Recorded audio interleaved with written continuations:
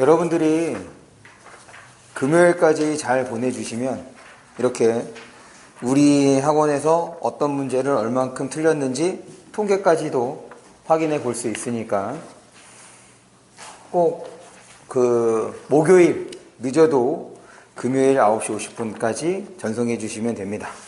다 잘 전송해 주셨어요.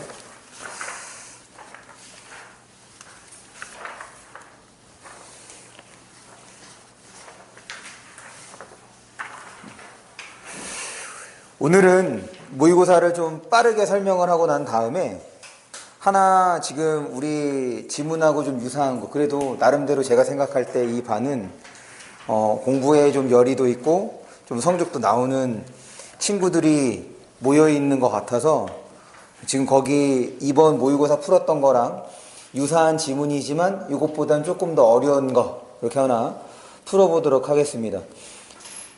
지금 한 장짜리부터 좀 먼저 볼까요?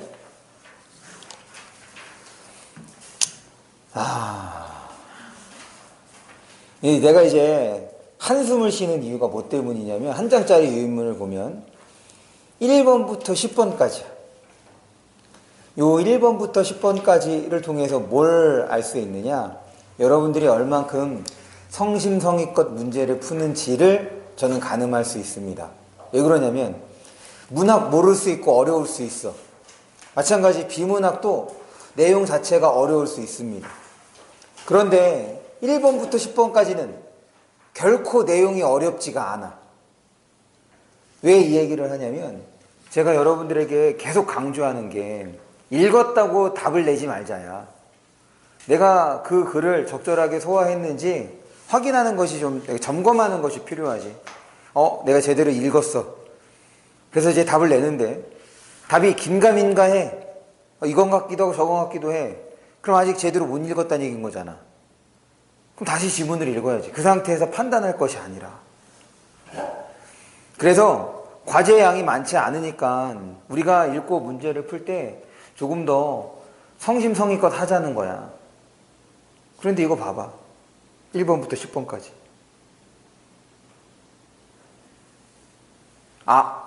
여기서 4번 문제는 뺄게요. 4번에 5번 선지가 없더라고. 저도 풀고 나서 알았어.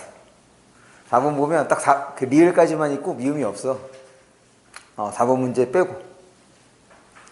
그러면 먼저 9번하고 10번을 좀 확인을 해보자. 어떤 문제길래 지금 요 9번하고 10번이 5명 넘게 틀린 것인지.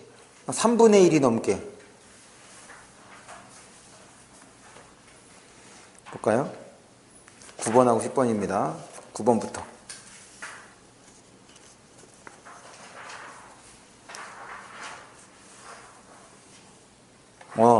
그래.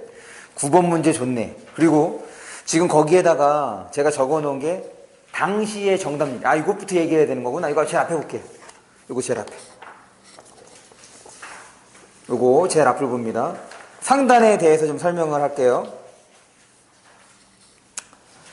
상단에 91, 85, 78. 요건 이제 등급 컷.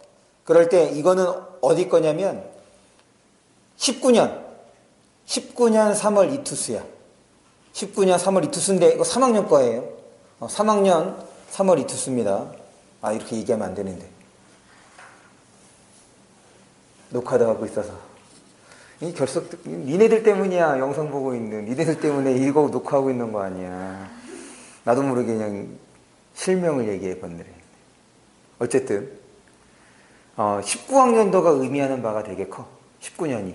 왜냐면 근래에 치렀던 수능 중에서 언제가 가장 어려웠냐? 2018년에 치른, 즉 19학년도 수능이 우리 뉴턴이 있었던, 여러분 나중에 이제 보게 될 거예요. 그때 1컷이 84점이거든.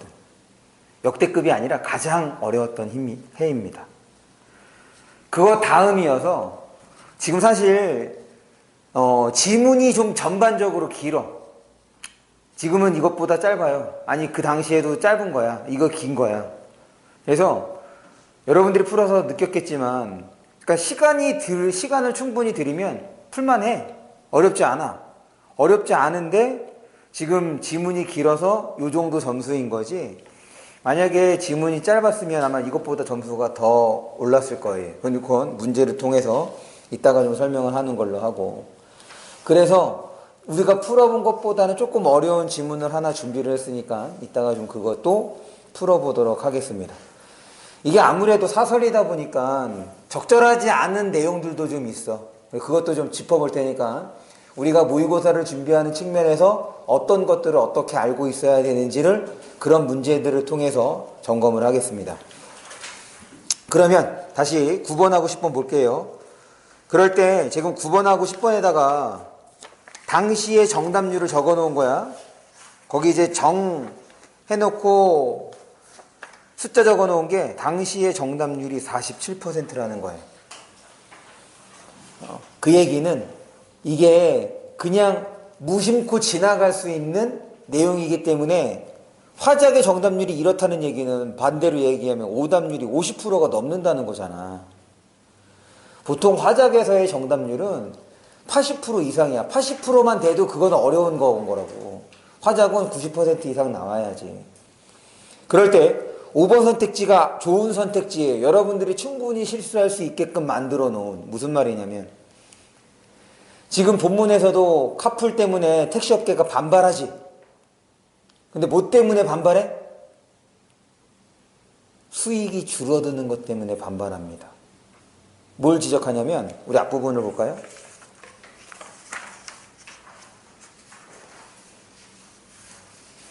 A 구간이야. A 구간. A 구간을 보시면 문제는 첫 번째 줄입니다. 문제는 수익 감소를 우려한 택시업계의 반발이 거세다는 점인데 두 번째 줄 끝이야. 본래 취지에서 벗어나 전업화되면 에 대한 얘기인 거예요. 그러니까 돈 문제인 거지. 그런데 지금 2는 뭐라고 해놨어? 자격 요건에 해당하는 얘기를 해놨죠. 더군다나 5번 선택지를 보시면 네. 그래서 5번 선택지가 틀린 거. 더불어 10번도 봅니다. 지금 보기에서 10번 보기에서는 카풀 제도에서 어떤 거를 지적하고 있냐면 안전에 대한 얘기를 지적하고 있지. 얘는 이제 자격 요건하고도 관련될 수 있는 거고. 그러면 당연히 10번도 1번 선택지 딱 이거는 보자마자 1번이 돼야 돼. 10번 문제의 경우는. 이제 그런데 지금 9번, 10번 이렇게 틀렸다고 하는 거는 그 당시에 문제를 빨리 풀려고 하는 거지 뭐. 그래서 지금 한 장짜리 유인물에서 제가 한숨을 쉰 건, 한탄을 한 건 1번부터 10번까지 여러분들이 조금 더 신중하게 연습한다는 생각으로, 이거를 모의고사 치른다는 생각이 아니라 연습한다는 생각으로 치러줬으면 좋겠다. 대신 여러분들이 걸린 시간을 적어두면 내가 이 수준의 문제를 해결할 때, 온전히 해결할 때 걸 필요한 시간이 대략 이 정도가 되는구나 는 것은 알 수 있는 거니까 시간을 충분히 들여서 대신 그 모의고사에다가는 여러분들이 걸린 시간을 적어두는 것, 이게 국어를 공부하는 하나의 방법이라 생각해 주시면 될 것 같아요. 넘어가겠습니다. 뭐 문법은 따로 얘기하지 않을게요.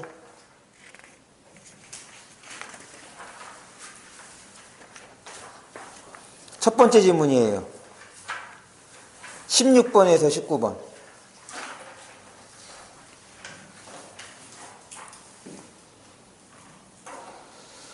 16번에서 19번 질문은 내용이 좀 많긴 하지만 끊어서 접근하면 조금 수월하게 해결할 수 있는 어렵지 않은 내용입니다. 지금 1문단을 보시면 1문단에서는 이제 뭐에 대한 얘기를 하냐면 정의에 대한 얘기를 하지. 그러면서 이 정의와 관련해서 2문단의 첫 번째 줄이에요. 심리학자인 쿠시만이야. 그래서 지금 2문단까지는 이 정의와 관련해서 뭐로 얘기하느냐? 심리학적 측면에서 얘기하지. 그렇게 알 수 있게 해주는 게 바로 3문단이죠. 왜냐하면 3문단의 두 번째 줄을 봅니다. 3문단의 두 번째 줄에서는 사회학에서의 정의, 두 번째 줄 끝이야. 철학에서의 정의, 이렇게 얘기를 해. 그래서 4문단의 첫 번째 줄입니다. 분배적 정의. 그러니 지금 2문단까지는 정의와 관련해서 심리학적 측면에서 살펴본 거고, 그 다음에 4문단에서는 사회학적 정의, 사회학적 측면에서의 정의를 살펴보는 거란 말이야. 됐어요? 그러면은 사회학 측면에서는 심리학 측면에서와 어떤 점에서 다른지 같은지 그것이 머릿속에 정리가 되어야겠지? 그런데 사문단을 보니까 웬걸 사회적 측면에서의 정의가 어때? 졸라 많아. 기역, 니은, 그리고 디귿, 리을 이렇게 4명의 공통점과 차이점.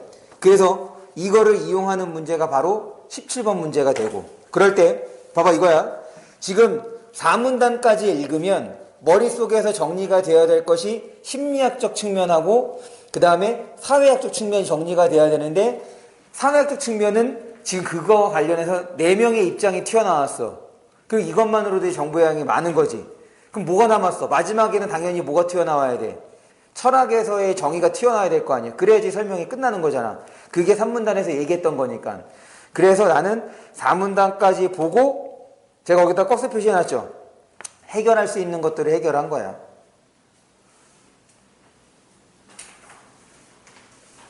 그래서 16번, 17번, 그 다음에 19번. 요게 이제 풀리더라고. 그렇게 풀고, 그다음에 나머지 한 문단 읽고 이제 18번 문제를 풀어주시면 됩니다. 그래서 지금, 물론, 한 번에 다 읽어도 돼. 아, 이 정도는 충분히 정리할 수 있다. 한 번에 다 읽어도 돼. 그런데 굳이 이런 얘기를 하는 이유는 흐름에 따라서 기본적으로 독서는 정보량이 많기 때문에 그 정보량을 좀 인지적 부담을 줄이는 방식으로 이렇게도 풀 수 있다라는 얘기를 하고 싶은 거예요. 그럴 때 19번 문제가 좋은 문제예요. 어렵고 쉬운 거를 떠나서 19번 문제가 좋은 이유가 이 문단을 봅니다. 본문에서 이 문단. 이 본문에서 이 문단이 좀 독특해. 무슨 말이냐면 보통 우리가 정의에 대해서 얘기를 하면 두 가지 상황이 나왔어. 그러면은 A보다는 B가 더 정의로운 상황이다. B보다는 A가 정의로운 상황이다. 이렇게 설명을 하지. 그런데 이 문단은 어떻게 설명을 하니? 뭐라고? 그렇지. 정의롭지 못하다, 공정하지 못하다 얘기한단 말이야. 어떤 게 더 안 좋은 상황인지를 얘기하는 거지. 어떤 게 정의라고 얘기하는 것이 아니라. 그런 측면에서 19번도 그렇게 접근을 해야 되는데 웬걸 1번부터 보니까 1번에 뭐라고 되어 있어? 어떤 게 더 공정하다, 공정하지 않다, 공정하다로 서술이 되어 있지. 그러니까 뭘 하냐면 1번 선택지를 보고 고민을 하는 거야. 우리가 분명 읽은 거는 이게 더 정의롭지 않다에 대한 건데 그래, 정의롭지 않은 거니까 이게 더 공정한 건가? 이렇게 생각해 볼 수 있단 말이지. 근데 문제에서 요구한 건 뭐냐면 적절한 걸 요구해. 적절한 걸 요구하는 게 틀린 걸 요구하는 것보다 더 어려워. 왜냐면 틀린 거는 지문에 근거해서 얘가 틀렸지를 판단할 수 있기 때문에 그게 나오면 나머지 선택지 안 봐도 된단 말이야. 그런데 적절하다는 얘기는 우리가 정확하게 글을 읽은 게 아니기 때문에, 그러니까 시간을 들여서 충분히 본 게 아니기 때문에 이게 즉각적인 판단이 안 되거든. 이게 맞았다 틀렸다가 아니야. 그러니까 결국엔 선택지를 다 읽어보게 될 수밖에 없는 거지. 다행히도 마지막까지 보니까 마지막에는 딱 이 문단에서 설명했던 방식대로 공정하지 않다, 덜 공정하다 그렇게 얘기가 돼서 답을 고르는 데는 크게 무리가 없었을 거라고 생각을 하지만 선택지에서 이제 그런 고민을 하는데 일단 그렇게 이거는 꼭 기억하세요. 공정하다, 공정하지 않다, 지금 공정하지 않다로 설명이 되었기 때문에 본문에서 선택지에서 공정하다에 대한 얘기는 이건 추론이 필요한 거잖아. 추론은 마지막으로 미루는 거야. 왜냐면 얘는 생각이 필요해. 그리고 정리도 필요해. 정리할 시간이 필요하다고. 그러니까 선택지를 놓고서 고민할 필요가 없어. 그런 것들은 그냥 미루면 되는 거야. 그래서 오지선다가 쉬운 이유입니다. 그 중에서 하나 나올 수 있게끔 해놓은 거니까. 됐죠? 넘어갑니다. 20번에서 25번이에요. 20번에서 25번, 뭐, 많은 친구들이 이렇게 많이 틀리지는 않았네. 그럴 때, 지금 20번에서 가에서의 포인트는 영식의 태도가 달라졌다는 거야. 가에서의 포인트는 수재에 대한 영식의 태도가 달라졌다는 것을 파악할 수 있었느냐 그렇지 않느냐가 지금 그 현대소설에서의 포인트입니다. 달라졌다는 것을 파악하는 거야. 무슨 말이냐면 지금은 달라진 거지. 그럼 전에는 달라지지 않은 거잖아. 그런데 지금 여기서의 사건은 지금의 모습을 보여주는 거지. 그러면 서술하는 것과 아니면 인물의 내면 아니면 인물의 발화, 대화를 통해서 과거에 무슨 일이 있었는지가 밝혀졌기 때문에 지금이 수지에 대한 영식의 태도가 달라졌다는 것을 파악할 수 있다는 거 아니야. 이해했어? 소설에서는 기본적으로 사건 파악이 중요하기 때문에 줄거리와 관련되는 거는 어떤 방식으로 제시가 된다 하더라도 그거는 꼭 파악할 수 있어야 돼. 이건 기본이야. 최근에는 이제 거기에다가 이제 현대소설에서 더 많이 요구하는 건 캐릭터입니다. 어떤 성격을 지닌 거냐. 그래서 지금은 주로 한 인물에 이제 포커스를 두고선 이제 서술하는 내용 전개를 하는 작품들을 많이 끌어오죠. 어쨌든 이 지문에서의 포인트는 그거고 그거를 파악했다면 된 거야.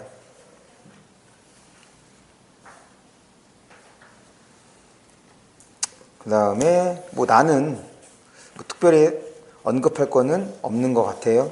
넘어갈게요.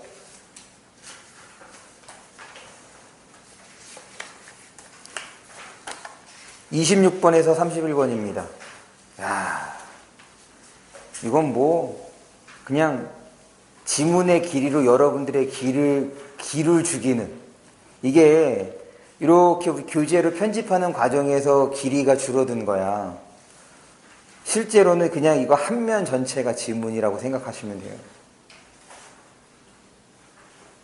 그럴 때 제가 나눠드린 유인물을 보시면 6문단에서 한번 끊었죠. 5문단하고 6문단 사이에 내가 선을 걷는데, 그러면 이제 한번 생각을 해봐. 왜 선을 그었을까? 당연히 인지적 부담을 줄이기 위해서 선을 그은 거야. 그럼 바꿔 얘기하면 5문단까지 읽고 6문단을 보자마자, 6문단에서 첫 번째 문장을 보자마자 끊고 5문단까지의 내용을 털어낸 거야. 문제를 통해서. 그럼 왜 그럴 수 있었는지를 여러분들이 한번 생각해 보세요. 그거의 힌트는 당연히 1문단에 있습니다. 다시, 지금 우리가 앞에 1교시 때 하나의 문단에서 내가 흐름 얘기했던 게 그런 거야. 지금 얘를 보고서 그래, 한 편의 글이야. 그러니까 이거는 하나로 다 모아진다는 얘기인 거지. 그럼에도 불구하고 끊어질 수 있는 부분이 있다는 얘기는 그 흐름을 여러분들이 적절하게 파악했는지와 관련이 되는 거죠.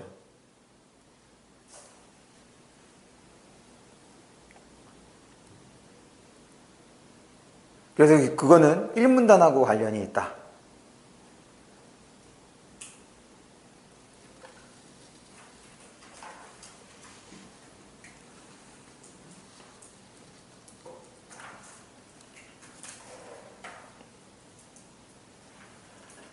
그러면 제가 설명을 해볼게요. 여러분들이 생각한 거랑 비슷한지 그렇지 않은지를 따져봐. 1문단 보면 첫 번째 줄에 근대화 과정 얘기하고, 그리고 두 번째 줄에서 합리화 얘기하면서 이런 것이 밑에서 1문단 밑에서 두 번째 줄이야. 서양 음악에서도 마찬가지로 벌어졌대. 그러니까 이 글은 근대화 과정을 통한 합리화 경향, 이거에 대해서 설명을 하는 거지. 그래서 2문단입니다. 첫 번째 줄에 가운데 부분에 고대 철학자, 고대에다가 동그라미 쳐주시오. 그 다음에 3문단의 첫 번째 줄 앞을 보면 중세 나오죠. 그리고 3문단 가운데 부분에 제가 그러나에다가 세모를 쳤어요. 그러나 다음에 중세 후반이 나와. 그리고 4문단 첫 번째 줄 끝에 16세기가 튀어나옵니다. 그 다음에 5문단의 마지막 문장이야. 밑에서 두 번째 줄. 근대 과학혁명 시기 서양음악 과제가 되었다. 그런데 이 근대 과학혁명 시기가 바로 어디인 거냐면 1문단입니다. 밑에서 세 번째 줄 끝에. 이러한 근대 과학혁명 시기를 거치면서, 그러니까 본격적으로 바뀌기 시작하는 때가 언제부터인 거야? 6문단부터가 되는 거죠. 5문단까지는 그 이전에 서양 음악의 경향에 대한 얘기인 거지. 그래서 지금 5문단까지가 이제 피타고라스를 중심으로 테트락티스, 그리고 피타고라스 음계, 그래서 협화화음, 불협화음, 그 다음에 4문단에서 차를리노가 그거를 받아들여서 확장하는 것. 그러니까 공통점이 더 큰 내용이죠. 공통점이 더 많은 거잖아. 그러니 6문단부터 이제 뭐가 되겠어? 기존의 것과 어떤 점에서 차이가 있는지를 중점적으로 읽어주면 돼. 그래서 5문단까지의 내용을 문제를 통해서 털어준 겁니다. 됐죠? 그러니 봐봐. 지금 오른쪽 지문이야.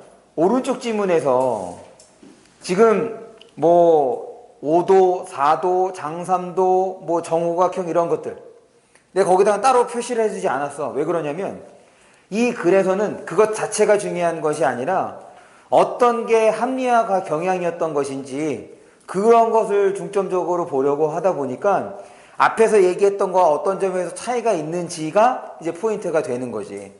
그렇게 해서 이제 읽어주면 되었겠다.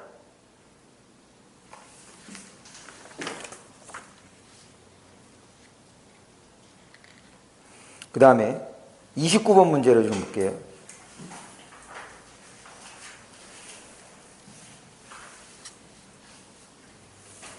(29번) 문제를 보면 사실 좀 긴장을 했거든. 왜냐면 이 음악에서 장삼도 이런 거 나오면 계산하고 막 그래. 그래서 얘도 그런 줄 알고선 봤던 거야. 그래서 일단 보기를 좀 꼼꼼히 읽고 난 다음에 이제 선택지를 보는데 웬걸 선택지가 되게 쉽더라고. 중요한 건 이제 3번 선택지입니다. 미와 파, 솔라라는 서로 동일한 진동수의 비. 그럼 이거 계산해야 되잖아. 근데 제가 여러분들에게 여러 번 얘기했던 게 계산은 무조건 마지막이야. 계산하다가 실수할 수 있으니까 사실은 제가 계산을 잘 못하니까 계산 무조건 저는 미뤄요. 그래서 3번 건너뛰고 4번하고 5번을 봤더니 계산하지 않으면서도 우리가 파악한 내용으로 바로바로 처리가 되더라고. 그래서 그냥 5번, 3번 하고서 넘어간 문제입니다. 그러면 지금 여기서 그 당시 정답률이 이렇게, 그러니까 보기가 좀 뭐랄까 좀 위협적인 거지. 되게 막 복잡할 것 같지만 실제 선택지를 봤을 때는 그냥 본문의 내용이잖아. 본문의 내용하고 보기의 내용 활용하는 거거든. 그래서 내가 말하고 싶은 건 문제가 어렵지 않았다는 거야. 지문의 길이 혹은 지문에서 주어진 정보의 양하고 좀 생각해 봤을 때. 그 다음에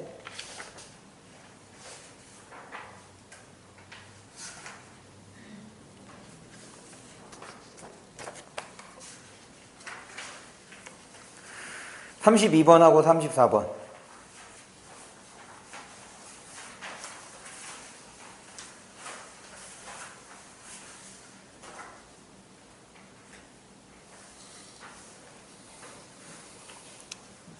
(32번부터) 좀 뭐 얘기해 보면 당시 정답률이 52%래.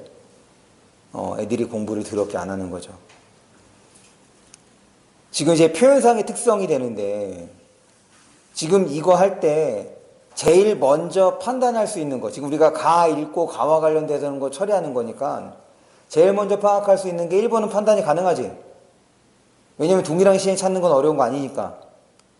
그 다음에 2번도 마찬가지죠. 더군다나 지금 가를 읽고 난 다음에 머릿속에 가장 뚜렷하게 남아있는 건 마지막 줄에 있는 방울 소리거든. 그러니까 2번도 판단이 가능하고, 그 다음에 3번의 경우는 이거는 나에 해당하는 거 건너뜁시다.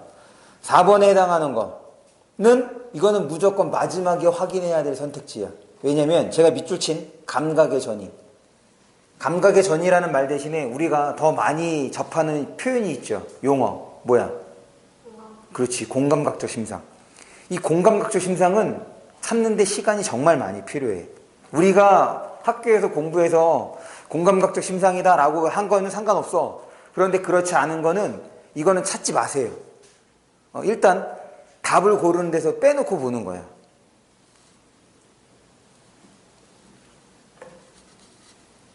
그 다음에 5번. 5번에서 보면 다른 사람에게 가에다가 내가 동그라미 쳤잖아. 다른 사람에게 말을 건네는 어투는 어떻게 확인해 볼 수 있어?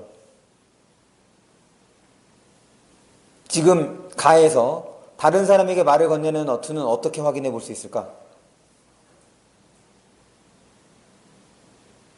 어떤 것 때문에 가는 적절한 게 될까? 아, 거기 2인칭 대명사가 있네. 네, 자네가. 근데 제가 생각했던 건 않겠네 이거야. 네라는 표현. 이게 이제 보통 아랫사람에게 이제 말하는 듯한 표현이 되는 거지. 더군다나 마지막 연입니다. 위에서 두 번째 줄. 일어서게나. 이런 게 이제 명령의 표현이 되는 거고, 이런 거를 통해서 말을 건네는 어투를 확인해 주면 되겠다. 지금 이 두 작품의 포인트는 바로 사막에 대한 이미지죠. 가에서의 사막과 나에서의 사막이 달라. 이거를 여러분들이 받아들일 수 있었느냐, 혹은 이해했느냐. 그럼 가에서의 사막은 현실이지. 힘든 현실, 시련, 이렇게 되는 거예요. 그런데 나에서의 사막은 그렇지 않죠. 왜 그러냐면 지금 나에서 1년을 봅니다. 나의 지식이 회의를 구하지 못하고, 회의가 무슨 뜻인지 몰라도 지식이 구하지 못한대. 그럼 나의 지식인 거니까 내가 잘 모른다는 얘기인 거지. 그 다음에 두 번째 줄은 무슨 말인지 잘 모르겠으니까 건너뛰고, 아, 세 번째 줄은 알겠네. 생명이 부대낄 때. 그러니까 첫 번째 줄 봐봐. 못하고 못하여 부대낄 때. 지금 이게 하나로 묶인 거잖아. 그럼 이 상황은 화자가 어떤 상황이라고 볼 수 있어? 긍정이야, 부정이야? 그렇지, 부정의 상황. 의미 부여는 문제를 통해서야, 아, 지금 화자가 부정적이구나. 그럴 때 사막이야. 사막으로 가자. 그럼 사막은 화자에게 긍정이야, 부정이야? 그렇지, 긍정이지. 내가 집에 가고 싶은 것처럼. 여러분들도 다 집에 가고 싶은 거 아니야?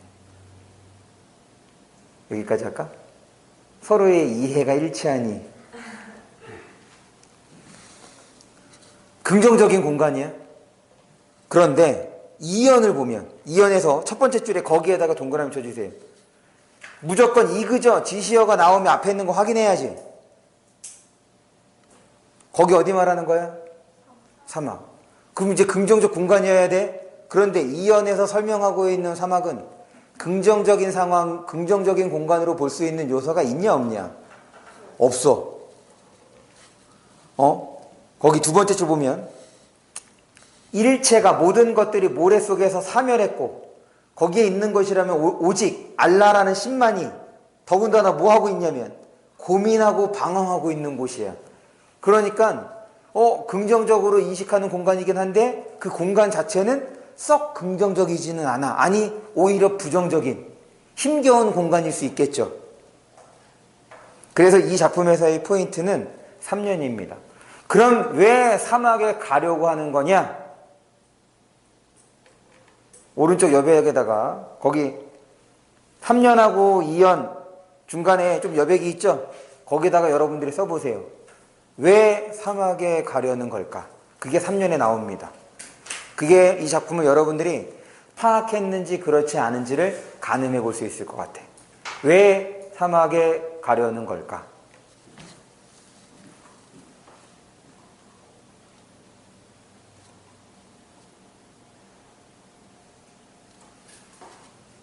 긍정문으로 써주세요. 이렇게 해도 되잖아요. 맞아요, 맞아. 근데 그거를 조금 더 지금 거기에 있는 단어들을 활용해서 긍정문으로 써주세요. 이렇게 뭐뭐하기 위해서, 뭐뭐하기 위해서 이렇게 맺어주기 바랍니다. 사막에 가려는 이유는 뭐뭐하기 위해서.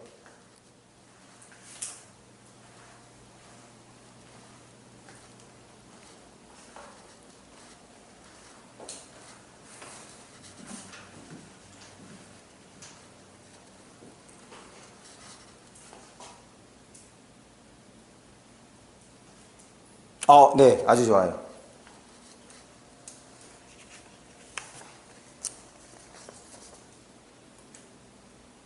네, 좋습니다. 네, 좋아요.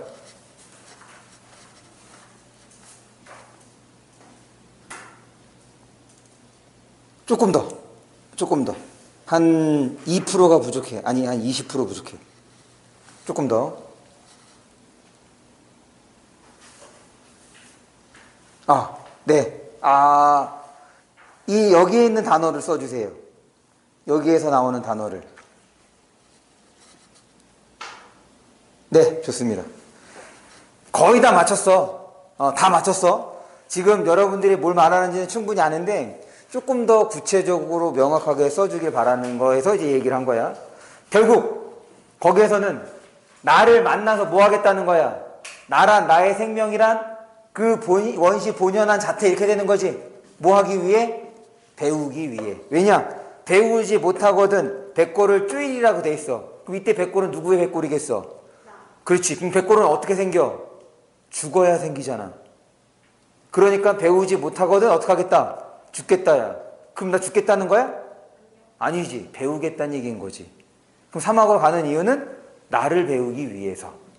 그래서 1년의 상황을 해결하고자 이렇게 되는 거죠. 됐습니까? 넘어갑니다.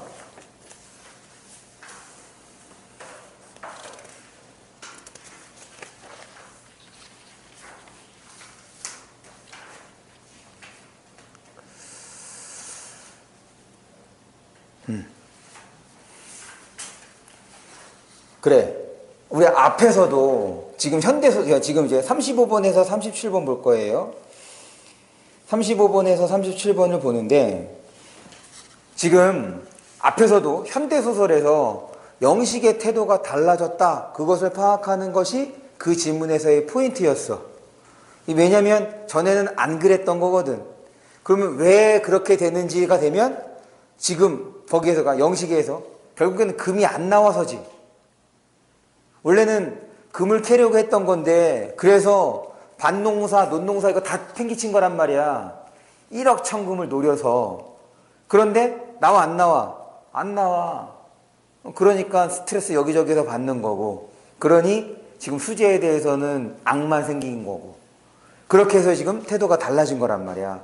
같은 방식으로 지금 이 35번, 37번에서도 그런 모습이 나타납니다. 그런 모습이 나타나. 즉 어떤 인물의 태도가 달라져요. 그 인물이 누구이고 무엇 때문에 태도가 달라진 것인지를 찾아보세요. 35번, 37번입니다.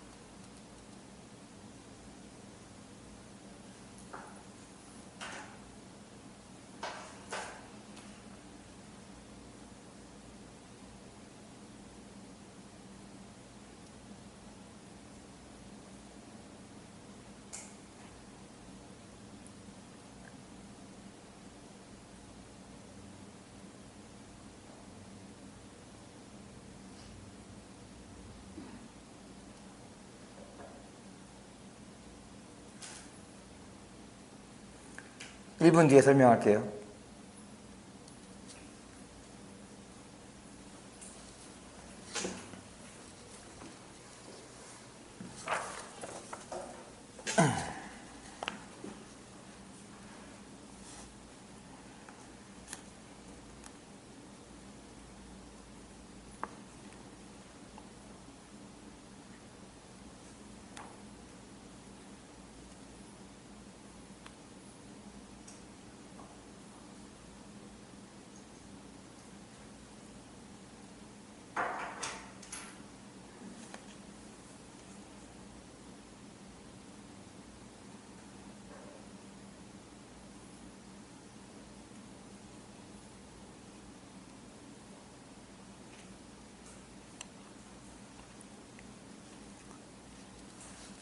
봅시다.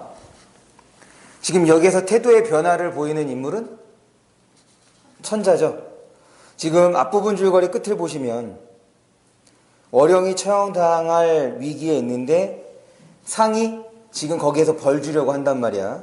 그럴 때 지금 이제 고전소설이야. 고전소설이 됐든 현대소설이 됐든 일단 인물의 내력과 관련해서 여러분들이 무조건 파악해야 돼. 그럴 때 지금 호씨가 얘기하는 부분 봐봐. 왼쪽 지문에서 처음에 호씨가 얘기하는 지문 부분 보시면 거기에 호씨가 어떻게 살아왔는지 내력이 나오죠.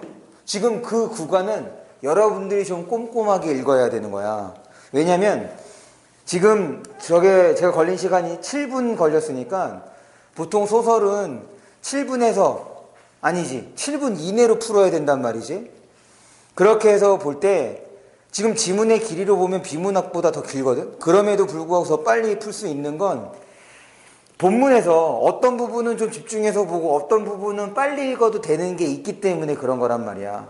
그럴 때 대체적으로 인물이 얘기하는 부분은 빠른 처리가 가능해. 그런데 이때 호씨가 얘기하는 부분에서는 그러면 안 되는 거야. 왜냐? 자신의 내력을 얘기하고 있기 때문에.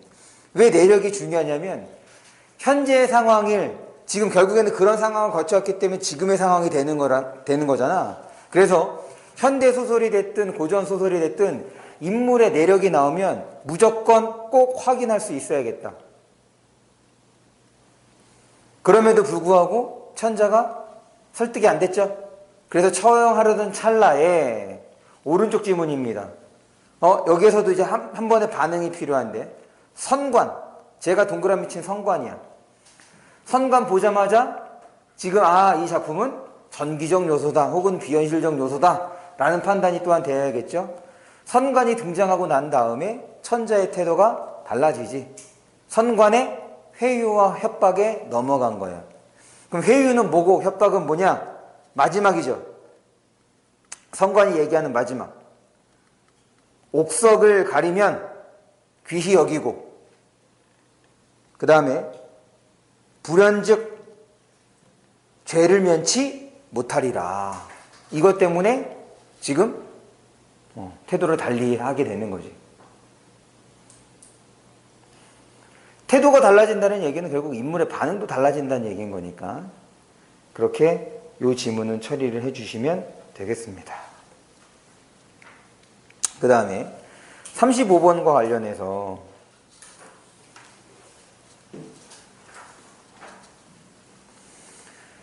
지금 내 머릿속에, 자기의 머릿속에 이 등장인물이 어떻게 생겼고 어떤 옷을 입었는지가 머릿속에 떠오르지가 않아.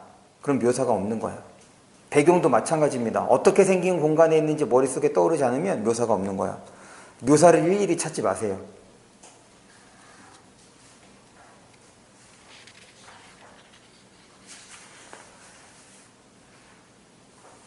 그 다음에 38번에서 42번 지문입니다. 이거는 좀 치사한 지문이야. 왜 치사한지는 이따가 좀 얘기를 하고 그런데 이제 문제 자체는 내용도 뒷부분에 갈수록 이제 딱 명확해지기 때문에 어려운 건 아니거든. 그러니까 치사한 거야. 그리고 여기에서 이제 가장 많이 틀린 문제, 가장은 아니네요. 40번 문제.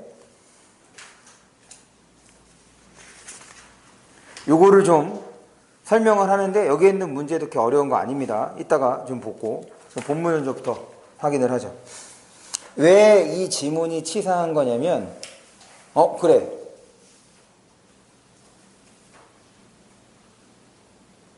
이 지문에서 궁극적으로 설명하려고 하는 대상이 뭐냐? 이 지문에서 궁극적으로 설명하려고 하는 것이 뭔가?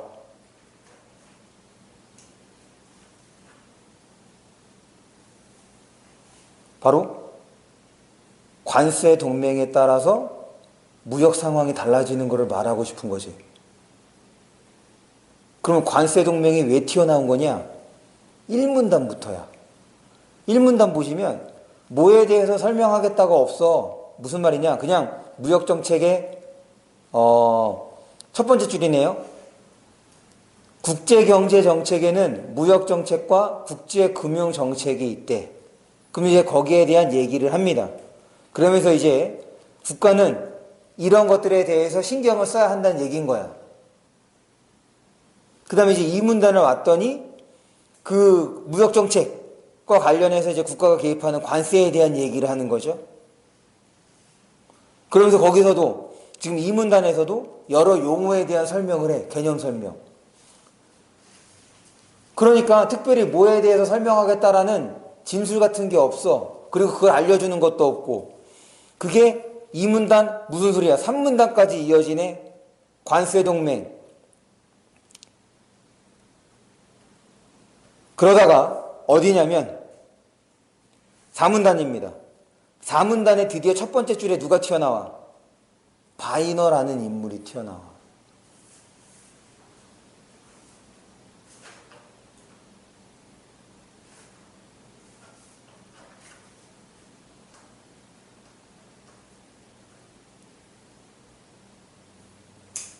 그래서 지금 바이너에 관세동맹으로 인한 생산 패턴에 어떠한 영향을 미치는지 두 번째 줄 끝에서부터 4문단 두 번째 줄 끝에서부터 어떠한 영향을 미치는지 조사하면서 설명한 바 있다. 그러니까 어떠한 영향을 미치는지와 그 다음에 바이너가 생각하는 그런 것들이 이제 설명이 되려고 하는 거지.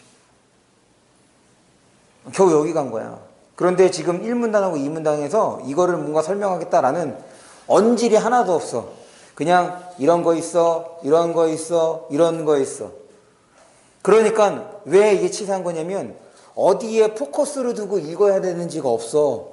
무슨 말이냐면 다 꼼꼼히 읽어야 되는 거야. 왜? 지금 뭐가 중요한지가 안 나왔으니까 일단 주어진 정보들은 다 파악해야 될 거 아니야.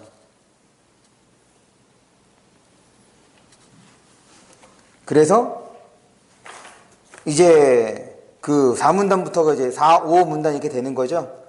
그 바이너의 그거를 설명해주고 구체적인 상황을 통해서 설명을 하는 거예요. 됐죠? 그래서 이 지문은 이제 그런 구성이 되는데 이 보기도 그렇게 어렵지 않았던 이유가 뭐냐면 A 구간에서 설명할 때는 계산을 해야 될 것 같은 느낌을 주거든. 그런데 막상 보기를 봤더니 보기는 어때? 이미 계산이 되어 있어. 무슨 말이냐면 생산비 나왔지. 그 다음에 이제 가부터 봅니다. 가에서 표야. 생산비 나왔지. 관세동맹 결성 전에 관세래. 그러면 이 원가가 이제 그러니까 수입 생산비는 어떻게 되는 거야? B의 경우는 52달러가 되는 거지. C의 경우는 그렇지 40달러. 그냥 더하기만 하면 돼. 그러면 여기에서 지금 52달러 40달러 됐으니까 둘 다 관세를 매기면 자국에서 생산하는 것보다 다 비싸니까 수입을 하겠어 안 하겠어? 안 하는 거지. 관세 동맹을 체결하면 지금 B국에 대해서 다 빼줬죠. 그러니 B국은 얼마만 되는 거야? 그렇지 26달러가 되는 거지. 관세가 없어졌으니까. 반면에 C국의 경우는 동일하게 40이지. 그럼 다시 35와 비교하는 거야. 그럼 누가 싸? B가 싸죠. 그러니까 B국에 있는 제품을 수입한다는 얘기가 되는 거라고. 됐어? 같은 방식으로 나도 접근을 해주시면 되겠죠. 그럴 때 4번이야. 4번을 보시면 가나 모두에서 A국은 B국과 관세 동맹을 맺은 후, 그러니까 맺은 후만 보면 되겠네. 무역 창출 효과를 얻었으므로 어디가 문제야? 창출 효과까지는 문제 없지? 맞잖아.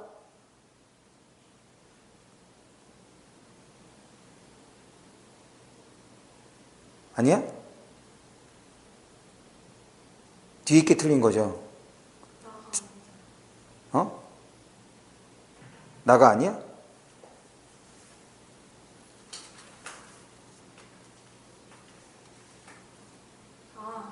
잘 봤어요. 지금 둘 다 무역 창출 효과가 생긴 거야. 무역이 됐으니까.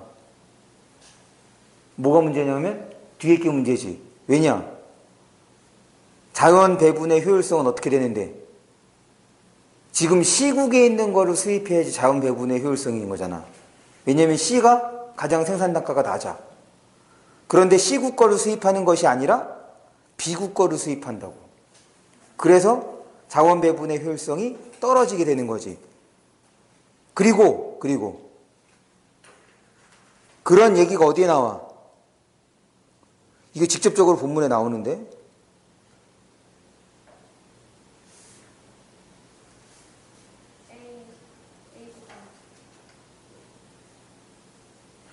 네. 혹시 나를 무역 전환으로 볼 수 있어요?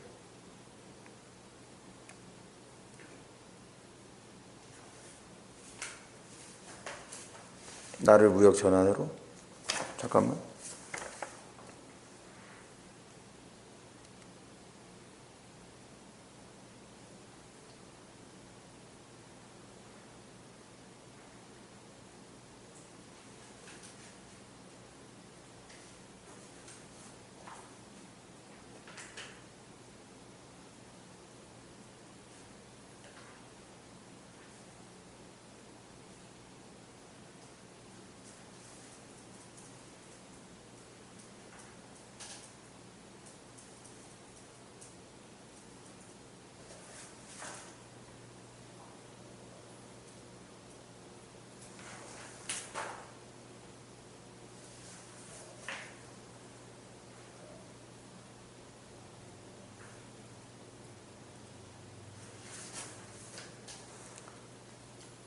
아, 그러네. 얘는 그렇게도 볼 수 있겠네.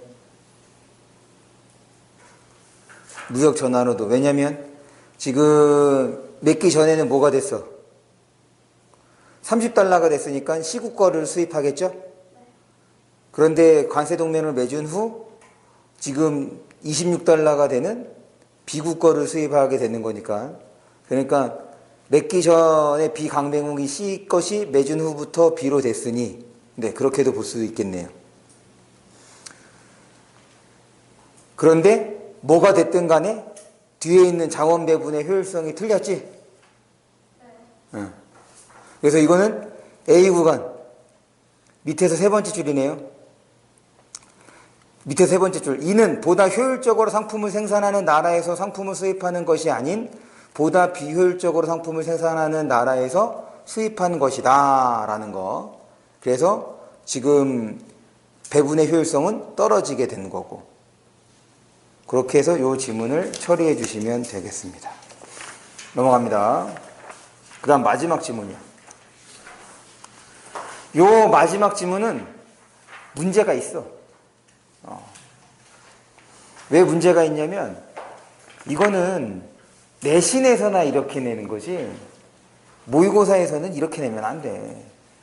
물론 이제 45번 지금 이 보기를 통해서 이 작품에 대해서 이제 대략적으로 설명해 주고 있긴 한데 이것도 이 작품을 알아야 맞출 수 있어. 선상탄이라는 작품을 알아야. 일단 43번부터 봅니다. 43번의 정답률이 21%야. 뭐 죄다 찍은 거지 뭐. 이 43번과 관련해서 여러분들이 뭘 알아야 하느냐? 얘를 알아야 돼. 그래서 지금 여기에 있는 문제는 썩 좋은 문제가 아니라고 얘기하는 이유야. 지금 이 선상탄이라는 작품은 임진왜란을 배경으로 한 작품이에요. 그거를 짐작할 수 있게 해주는 것이 하나, 둘, 셋, 네 번째 줄이야. 네 번째 줄에 제가 병선에다가 동그라미를 쳤죠. 본문에서 병선. 찾았어? 이 병선이 뭐냐면 말 그대로 병자가 병사할 때 쓰는 병자지. 그러니까 얘는 전쟁할 때 쓰는 그 배가 되는 거야.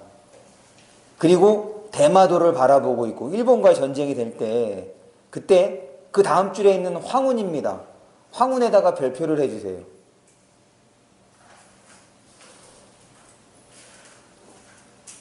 거기 읽어볼게. 바람 따르는 황운, 누런 구름은 원근에 쌓여있고 멀고 가까운 데 다 둘러싸여 있고 아득한 창파, 푸른 바다는 파도는 긴 하늘과 한빛일 때 여기에 지금 표현에 자연에 대한 부정적인 요소가 있어 없어? 자연에 대한 부정적인 요소가 있어 없어? 없죠. 자연에 대한 부정적인 요소가 없으면 무조건 뭐라 그랬어 내가? 자연에 대한 긍정적 인식이라고 얘기를 했지. 그런데 이 작품에서는 그렇게 해석이 안 되는 거야. 왜 해석이 안 되느냐? 이 작품이 임진왜란을 배경을 하고 있다는 걸 알아야 하기 때문에 그런 거거든. 무슨 말이냐면 보통 황운이라고 하면 이거는 누런 구름이니까 얘는 보통 가을하고 관련돼서 많이 나오거든. 황운은 누렇게 익은 곡식을 비유적으로 드러낼 때 많이 쓰여. 그래서 긍정적인 모습을 보여준단 말이지. 그런데 이 작품에서의 황운은 그게 아니야. 여기서의 황운은 전쟁 분위기를 형성하는 시입니다. 왜 갑자기 황운이 전쟁 분위기가 되느냐? 전쟁을 벌였으니까 총포 이런 것들을 막 쐈겠지. 그럼 어떻게 돼? 화약이 막 넘쳐. 그 연기가. 그래서 구름이 다 어떻게 되는 거냐면 누리끼리해진단 말이야. 구름이 누리끼리죠? 그냥 여기에 막 그런 연기로 가득하게 됐으니 잘 안 보이는 거라고. 우리 명량이라는 영화를 보면 거기서도 그러잖아. 해전을 벌일 때 서로 총포를 쏘게 되면 주위가 다 안개 낀 것처럼 하게 된단 말이야. 그거를 지금 황운이라고 표현한 거라고. 그러면 이거는 이 작품에 대해서 어느 정도 배경 지식이 있어야 43번 문제와 45번 문제를 처리할 수 있는 거란 말이야. 아무리 보기에서 설명이 됐다 하더라도. 왜 그러냐면 지금 43번에 5번 선택지 볼게요. 9시월의 상풍. 이게 상자가 서리 상자야. 서리랑 바람에 낙엽을 해치리라. 그 부분을 보는데 이게 어떤 거냐면 두 줄 위로 올라갑니다. 하물며부터 볼게요. 찾았어, 하물며? 서절투구 위에 서절구투 하물며. 하물며 이 몸은 수족이 갖춰져 있고 명맥이 이어져 있으니, 그러니까 나는 살아있으니 이거야. 서절구투를 그렇게나, 그러니까 그나 흩소냐 흘소냐, 얘는 다 이 서절투구가 의미하는 것이 왜군들을 얘기한단 말이야. 서절구투가 쥐새끼 같은 놈들 이런 거라고. 그러 흘소냐, 그냥 가만둘 수 있겠느냐. 비선 나르는 배를 달려들어 선봉을 거치면 지금 그 서절구투라고 표현된 그 외놈들을 그 배로 차고 지나가면 어떻게 되느냐.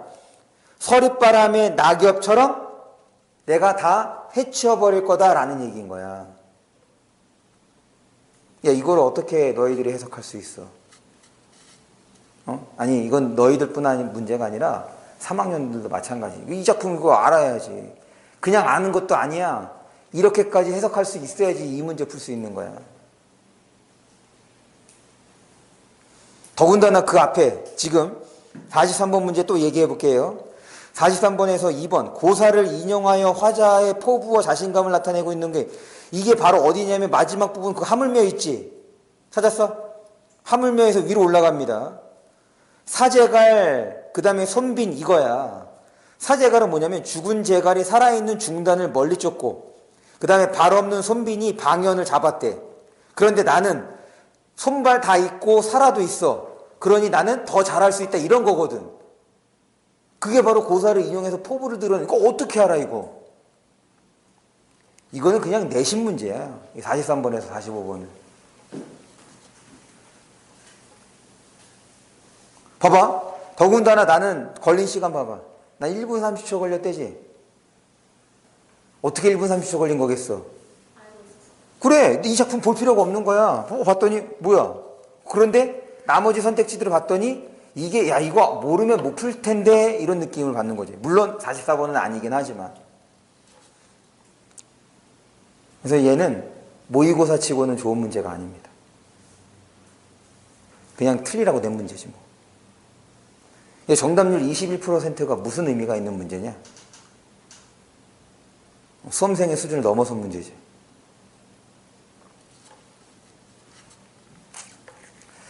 됐죠? 그래요. 그래, 요거 간단하게만 좀 얘기를 해볼게요, 그러면.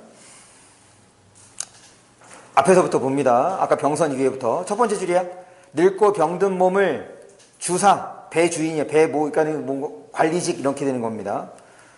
본에서 여기에 내려오니, 그래, 진동형. 이게 이제 지명이 되는 거죠.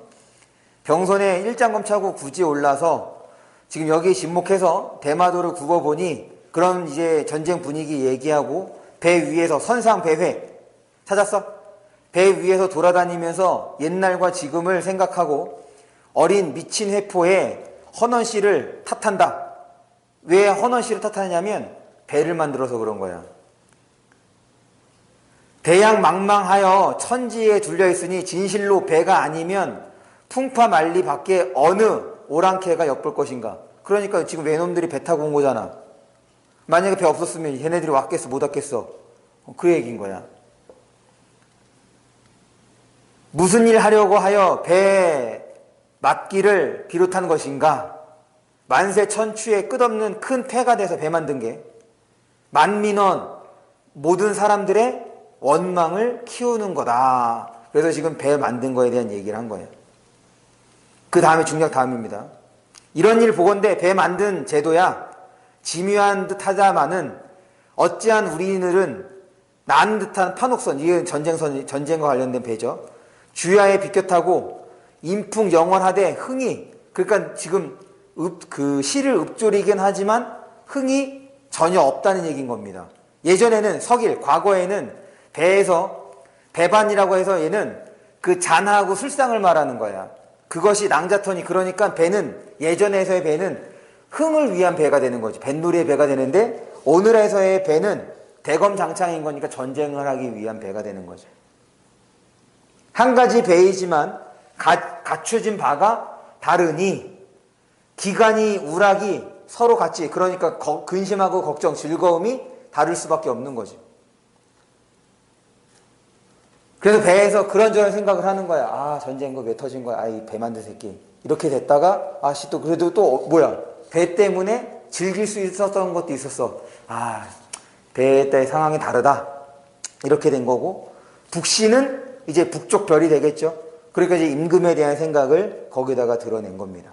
그러니 이제 야, 다시 생각을 고쳐먹고 내가 지금 이렇게 사지도 멀쩡하고 살아있으니 다 없애버리겠어. 이렇게 이제 마무리가 되는 거죠. 됐습니까? 네.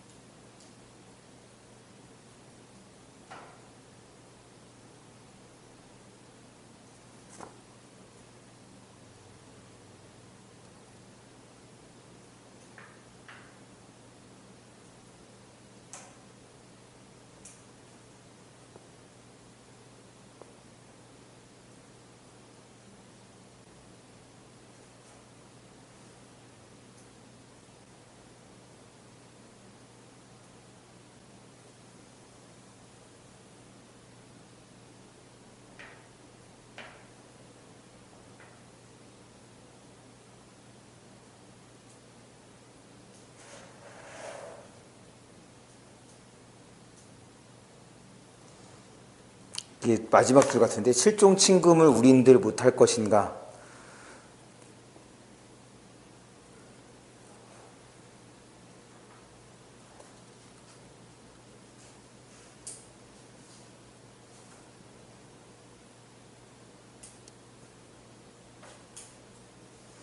마지막 줄. 7종 7금을 우린들 못할 것인가. 왜냐면 그 윗줄에서 지금 외놈들 다 때려잡을 거야 라고 됐던 거니, 그렇게 되면 7종 7금을 우리도 할 수 있다 이렇게 되는 거지. 그래서 그 부분에서 태평성대와 관련돼서 처리가 될 수 있을 것 같아요. 7종 7금은 나도 찾아봐야 돼.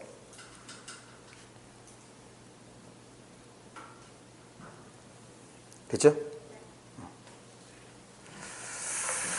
그러면 아까 얘기한 대로 네, 요거를 한번 풀어보는데, 요거는 아까 그 걔도 이제 경제, 무역과 관련되는 거잖아.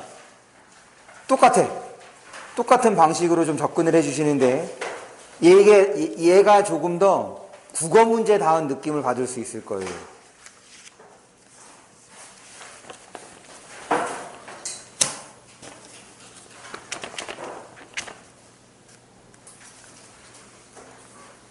요거 때문에 7시가 넘을 수 있겠네.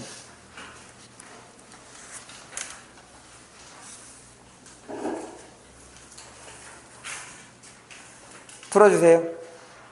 여기서의 포인트는 12번 문제가 되고, 그럴 때는 1, 2, 3문단에 별표를 해주세요. 3문단을 어떻게 처리하는지와 관련됩니다. 그리고 요 3문단 처리하는 과정은 우리가 조금 전에 풀었던 그 40번 문제 있었지? 거기 있었잖아. 무역해서 A 구간. 그거와 유사하게 접근해 주시면 됩니다.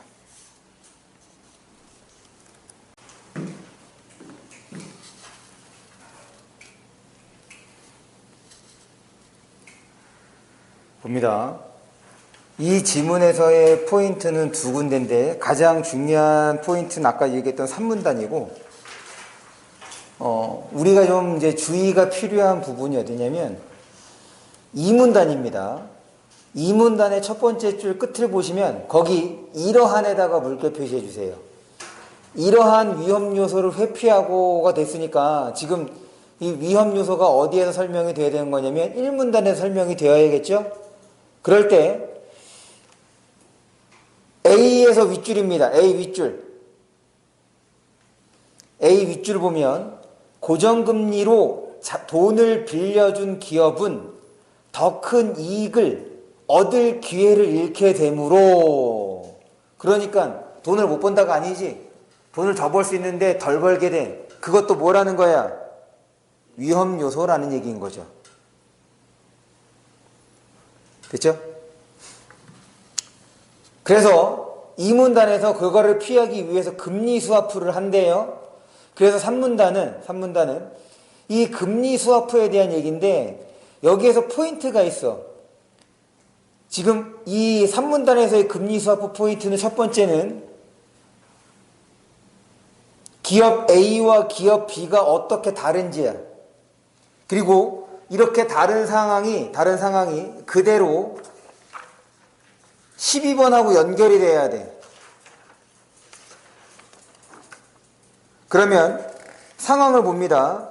A와 B 중에서 누가 대출 이자가 더 싸게 받을 수 있지? A와 B 중에서 3문단이야. A와 B 중에서 누가 더 대출 이자를 싸게 받을 수 있어? A지. A는 그 변동금리와 고정금리 모두 B보다 낮죠? 됐어? 그거를 지금 3문단에서 뭐라고 어떤 용어로 설명을 했냐면 절대 우위라는 말로 설명을 했지. 그런데 상황에 따라서 지금 기업 B가 비교 우위를 지닐 수 있대. 그러면서 B는 어떤 금리를 선택할 때 비교 우위가 되는 거야? 그렇지. 그러면서 설명을 합니다. 왜 변동금리를 선택했을 때 비교 우위인지를. 얘는 금리의 차이를 줄여야 돼. 어디랑? A랑. 반면에 A는 이 B랑 금리 차이를 벌려야 돼. 그래서 A가 선택하는 게 뭐야? 그렇지. 이게 이 지문의 포인트야. 그럴 때 B는 A에게 뭘 줘? 고정금리로 주는 거죠. 대신에 뭐로 받아? 변동금리로 받는 거예요. 됐어? 이제 12번 문제를 봅니다.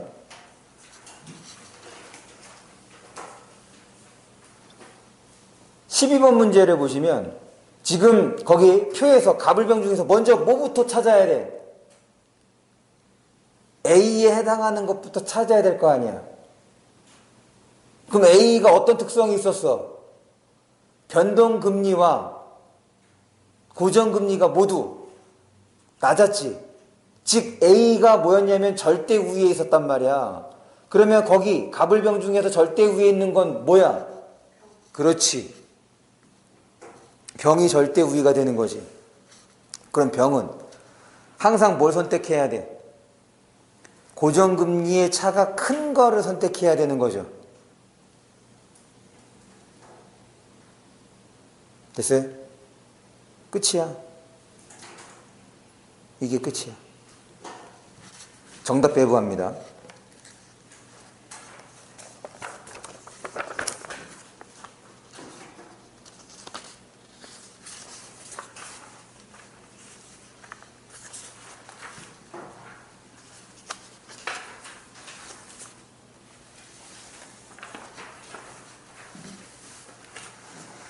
채점하시고 궁금한 거 질문하세요.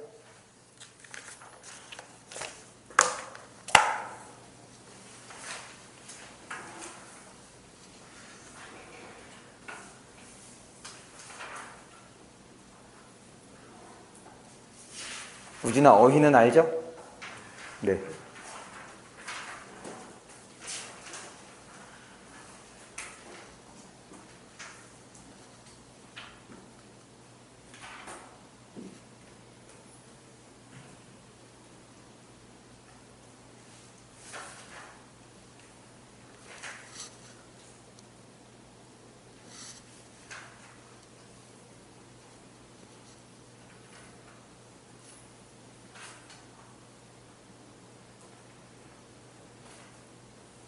내가 잘못 얘기했어?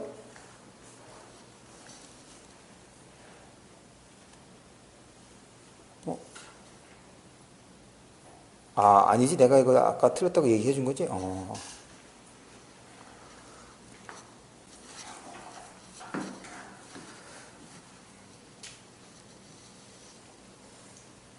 네. 금리 변동에 취약한 기업이라는데 금리 변동으로 이자를 내는 것은 아니죠. 금리 변동에 취약하니까 뭘 선호해? 금리 변동에 취약하니까 뭘 선호해? 그렇지. 그러면 지금 이 글에 따르면 A와 B 중에서 바로 뭐에 해당하는 얘기야? B에 해당하는 얘기지. B는 뭐로 내고 싶어 해? 아니지. 고정금리로 내고 싶어 해.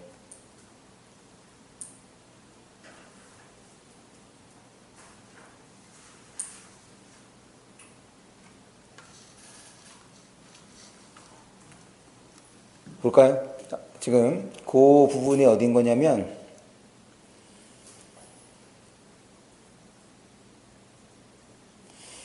3문단입니다. 3문단의 두 번째 줄 끝을 보시면 신용도가 높으면서 변동금리로 이자를 내고 싶어하는 기업 A와 신용도가 낮고 급격한 금리 변동에 취약해 고정금리로 이자를 내고 싶은 B.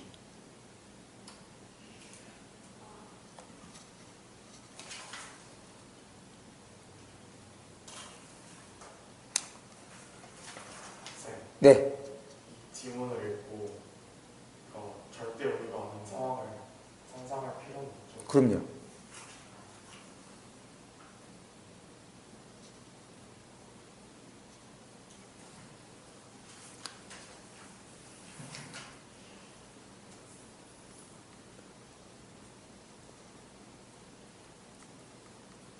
질문 없습니까?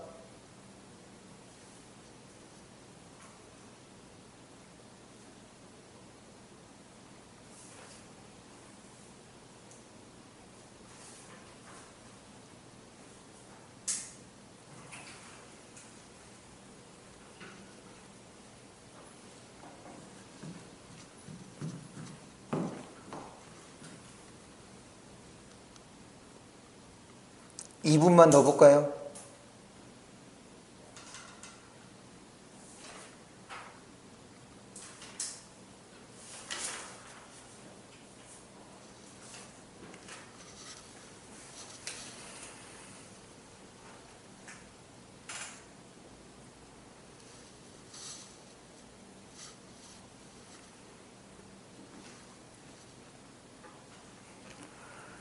질문이 없으면 여기까지 하는 걸로 하겠습니다.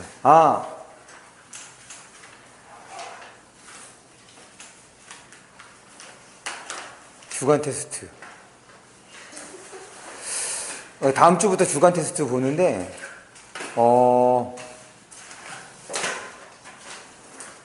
제가 알아서 잘 내볼게요.